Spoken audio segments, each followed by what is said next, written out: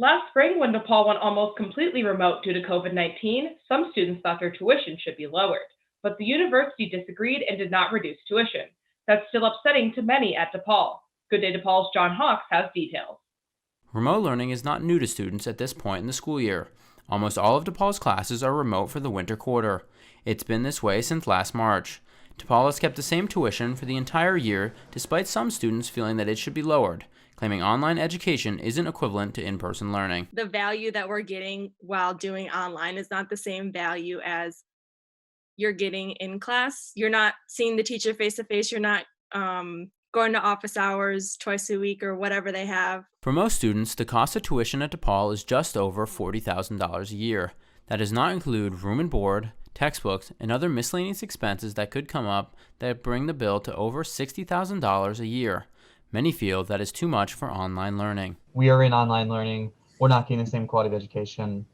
Tuition, in that sense, to me, should be lowered. Justin Reich, director of the MIT Teaching Systems Lab, says there is a so-called online penalty, meaning some students do worse in online classes than in-person ones. This seems to apply especially to students from low-achieving high school districts.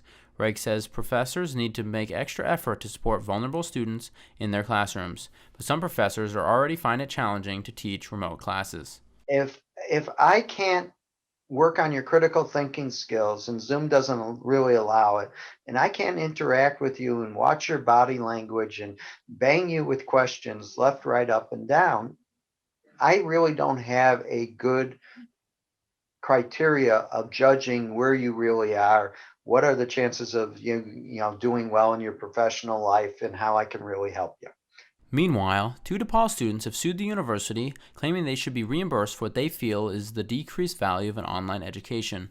In a survey of almost 14,000 college students conducted by oneclass.com, found that 93% of U.S. college students believe that if classes are held online, there should be a reduction in tuition, 75% are unhappy, and 35% have considered withdrawing from school.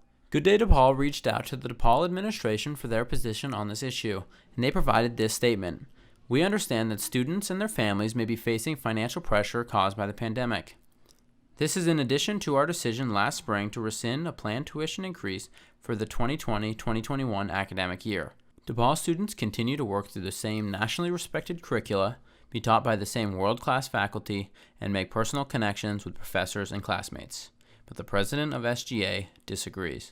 My personal opinion is, since there's not as much resources offered, and it's very different remote learning than in-person learning, so I definitely think that tuition should have been lowered. This issue has escalated at other universities all around the country, leading some students at Columbia University in New York to threaten a tuition strike. Columbia has already started to give in to our demands. DePaul SGA officials say they might support such a strike. SGA is looking to see if we can also stand in solidarity with them. We haven't had that conversation yet, but we plan to do so this week. SGA passed a resolution back in May asking DePaul to consider lowering tuition, but the university rejected that option. They're hoping now that classes will be in person in the fall. For Good Day DePaul, I'm John Hawks.